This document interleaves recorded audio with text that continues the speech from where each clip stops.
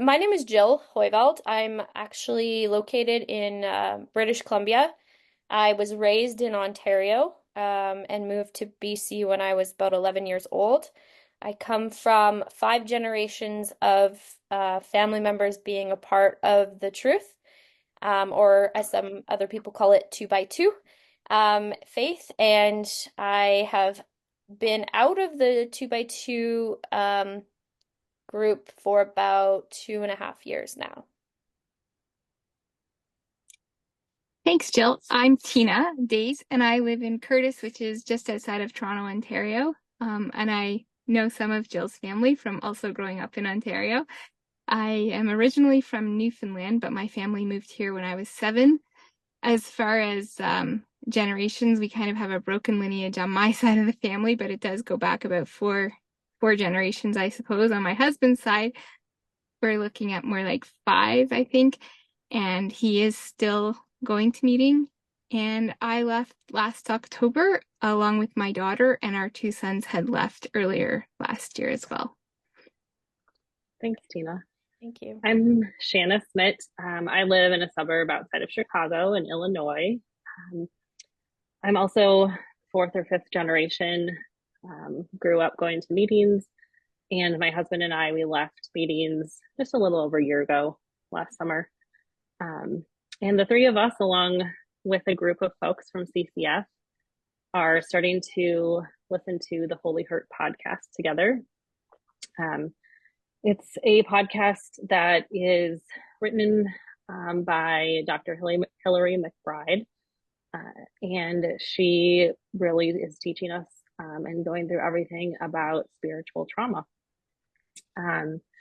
So the first episode, she just started by giving us an overview of what trauma is in general and what happened, that trauma is really what happens inside you in response to experiences that you have that confuse or overwhelm you or leave you feeling powerless. And two people can respond very differently to the same events. One could experience trauma from that event, and one maybe wouldn't experience trauma from that event. So in this episode, after she explains what trauma is, she goes a little bit more specifically into what is spiritual trauma, what is religious trauma.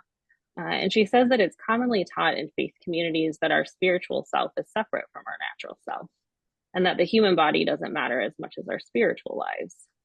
But according to Dr. McBride, they're very intertwined and they can't be separated.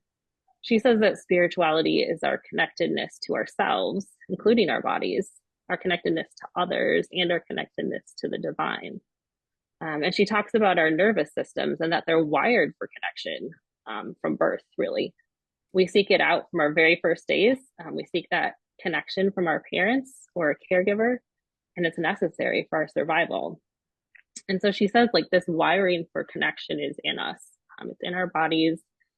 And if we listen to our bodies, it will lead us to that connection.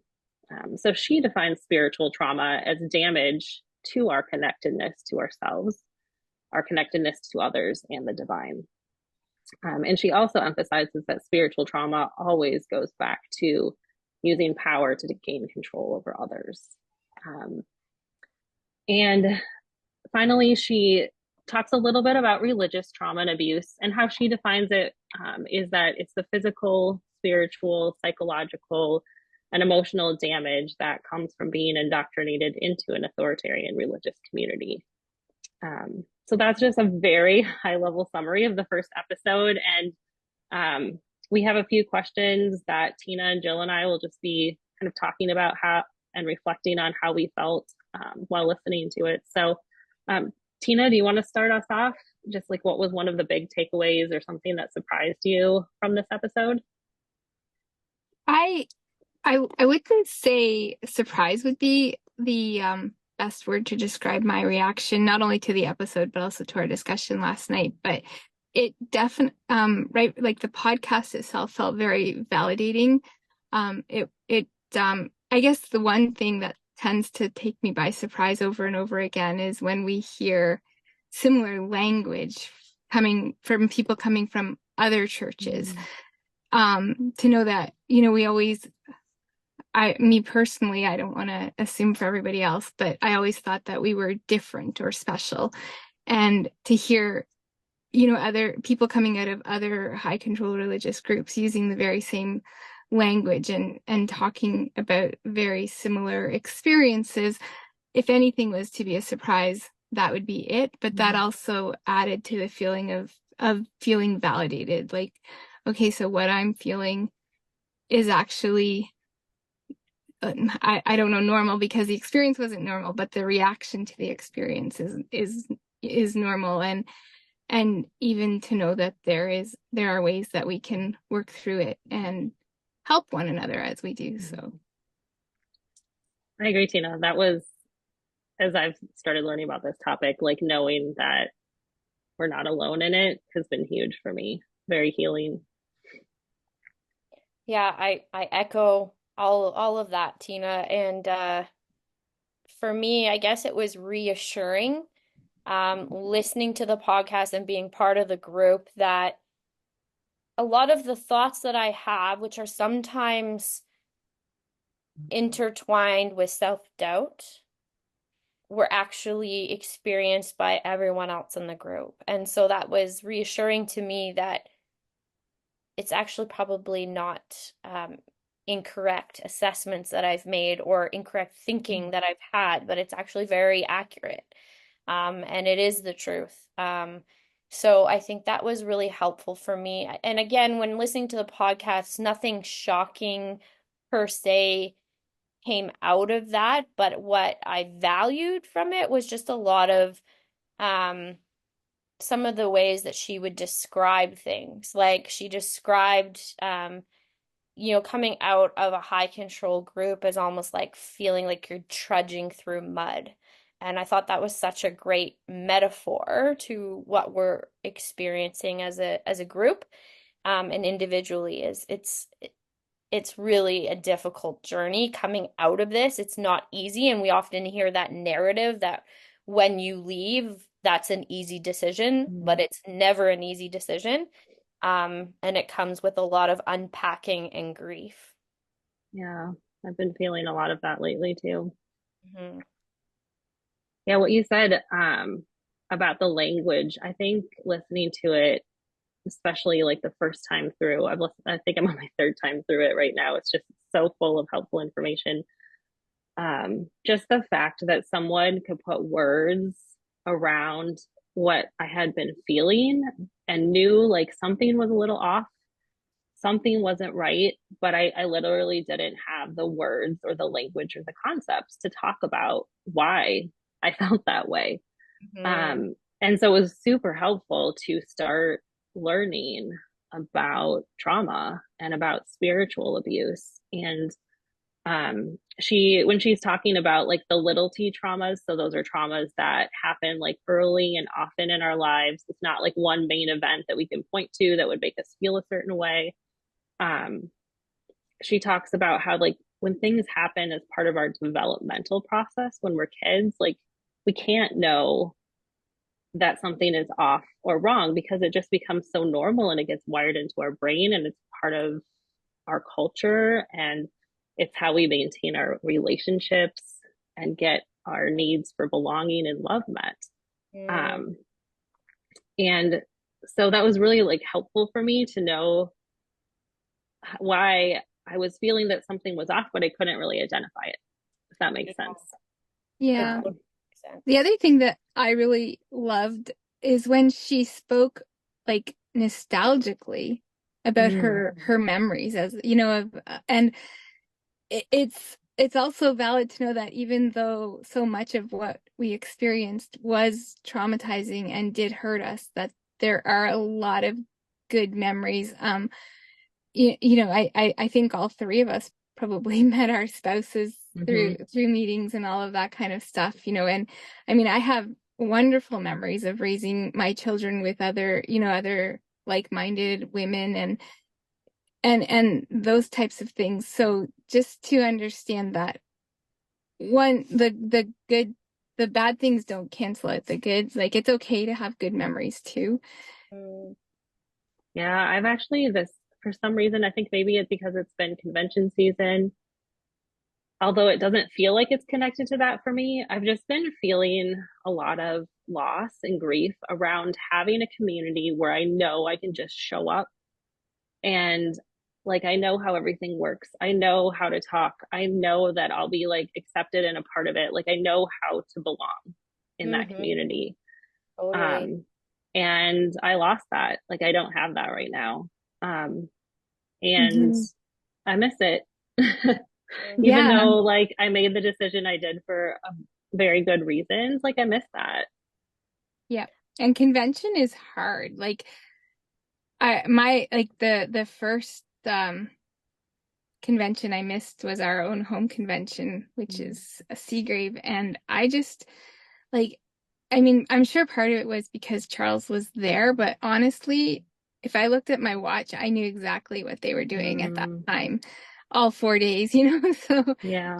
there was and on the Saturday, a group of women here got together, and that was like the best thing, just to be able to experience that get together, and that we can still have aspects of our community. Like we don't know what that looks like long term or anything like that, but at least we can reach out, and we can encourage one another now, and get, like, this is very much a transition process.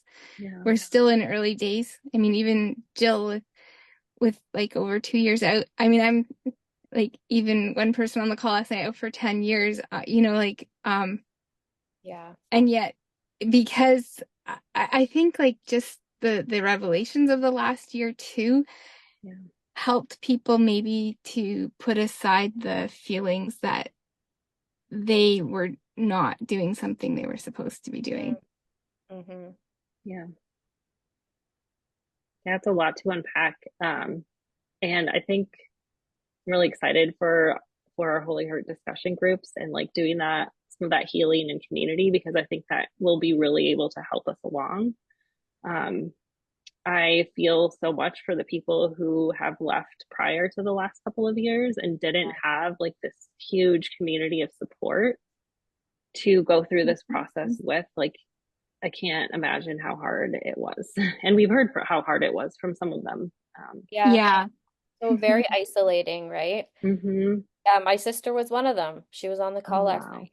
She's been 10 years out, and yeah, you mean it created such a division within our family, and here's the next piece of this is a lot of the guilt and shame that we carry Yeah. from this, and that's part of it is the way we treated people or perceived them um as being in a lower category than us because they were not part of this faith system, which is a, clear representation of what indoctrination means, right? Mm-hmm. So, Yeah.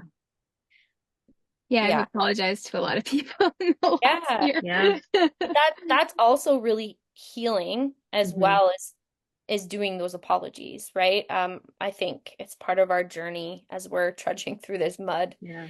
is looking at, okay, well, who do we need to make amends with, right? Yeah. Hmm. Yeah. Yeah. I both my husband and I had to make amends with some people. And I was very humbled by the response. Like in every case, I was met with just like complete acceptance and Yeah. understanding and love.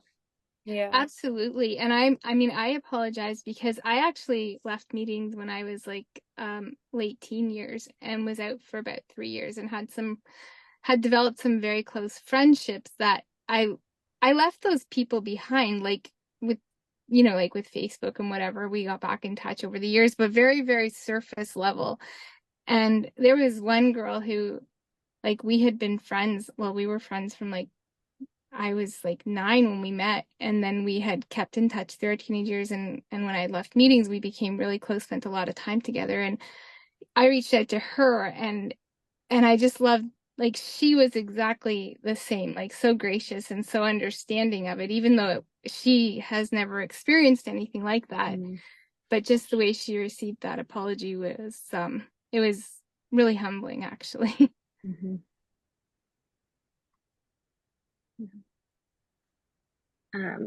When I was listening to this and just like how I've been feeling lately in my healing journey, I have felt when Dr. McBride talked about, she had a quote actually that I wanted to read. She says that um, this spiritual trauma was probably woven into the fabric of our development. Um, and when I heard that and kind of where I've been lately, it was actually pretty overwhelming to me, to think about how to heal from something that's been so much a part of my brain and my body and just my own identity and how I view the world. Um, do you, either of you, have similar feelings or strategies or things that you've used to help you when you feel that overwhelm? Well, I mean, you can correct me if I'm wrong, Shanna, if I'm not understanding this right, but like I think what I'm hearing is it's kind of coming down to how your core beliefs have shaped you. Mm-hmm. Like core beliefs are usually formed in those early childhood years. So they're the bedrock truths that we learn from modeling or from, direction from our caregivers. Yeah. Um, and then as adults, sometimes those core beliefs need to be unpacked, untangled, and we have to reframe them into ones that are actually a better fit for us and are more in line with our truths, right? Yeah. Mm-hmm. And I mean, this is why spiritual abuse has so much impact on identity because there's, a lot of people will struggle to distinguish their own beliefs Mm-hmm. um, from those imposed by the abusive or manipulative type of teaching. Yeah. And it leads to like this unstable or fragmented sense of self or Mm-hmm. identity, right? Yeah. I don't know if I was understanding you right there, but No, that's that's part of what I've been working on is just reframing my core beliefs, right? yeah, and you posted something on CCF, kind of like a worksheet, I think. Yeah. And it was really timely for me. It was talking about our values and like Yes. Yes. going back and figuring out, and that's been a big process for me this year, I think, like what are my values actually, versus the ones I was given growing up. Right. And then it's been really interesting to see how much a lot of them diverge from the Hmm. values I was given. I think there's some that still remain for sure. Yeah. Um, I think hospitality is one of them that I appreciate. That's very core for me. Hmm. And just being very comfortable, like having people into my home and hosting and that sort of thing. But there are a lot of values that I've discovered are pretty different. Hmm. Yep. And then questioning, am I living a value-centered life, right? So Mm, when you get your new kind of list of values, how am I living those out now? yeah. Right? Yeah. Yep. Yeah, that was really important to me too, as like different values that I feel like I maybe kept under wraps because I knew some attitudes and beliefs that I had weren't shared. So, um, leaving gave me permission.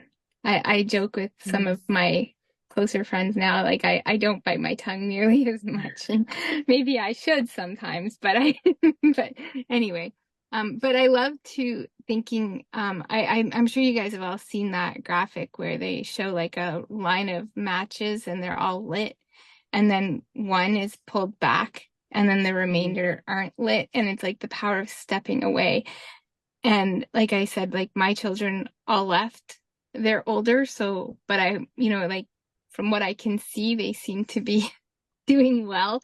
And like just thinking of you guys and like our kids are all at different stages, like Jill's are a little bit older, I think, than yours, Yeah. Shanna, and then yours are really little. But just even that, like that power in stepping away, what it means to future generations, and like that we don't have to pass on the same trauma Yeah. Mhm. to our children and possibly grandchildren or whatever future generations might bring. Yeah.